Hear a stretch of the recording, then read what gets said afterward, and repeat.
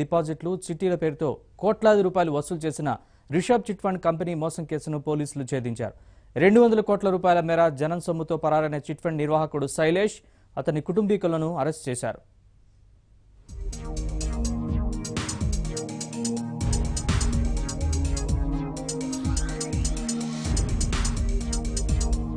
చిట్టీల పేరుతో జరిగిన ఘరానా మోసాన్ని హైదరాబాద్ సిసిఎస్ పోలీసులు ఛేదించారు.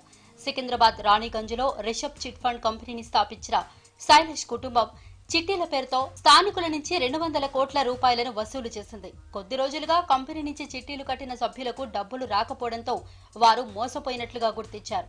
బాధితులంతా సికింద్రాబాద్ మహంకాళి పోలీస్ స్టేషన్లో ఫిర్యాదు చేయడంతో రిషబ్ చిట్ ఫండ్ బోర్డు తిప్పేసిన వైనం బయటపడింది.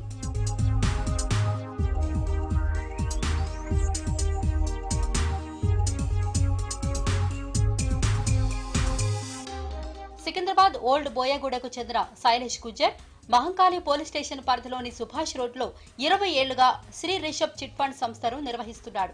ఆయన కులానికి చెందిన వారితో పాటు వందలాది మంది చిట్టీలు కట్టి సభ్యులుగా మారారు. చిట్టి ముగిసిన తర్వాత వారికి డబ్బులు తిరిగి ఇవ్వకుండా డిపాజిట్ల పేరుతో శైలేష్ అతని వద్దే ఉంచుకున్నాడు. ఇలా అనేక మంది నుంచి వసూలు చేసిన సుమారు 200 కోట్ల రూపాయలను వేర్వేరు స్కీములకు మళ్లించాడు.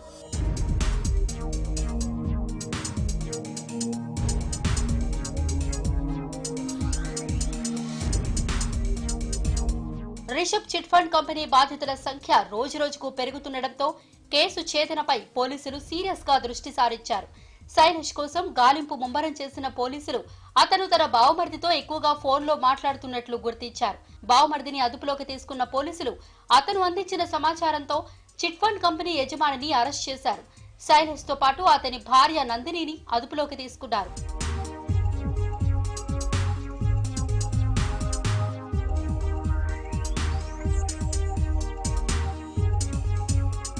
పరారీలో ఉన్న శైలేష్ పట్టుబడడంతో అతని ఆస్తులు ఎక్కడెక్కడ ఉన్నాయనేది గుర్తించేందుకు పోలీసులు ప్రయత్నిస్తున్నారు.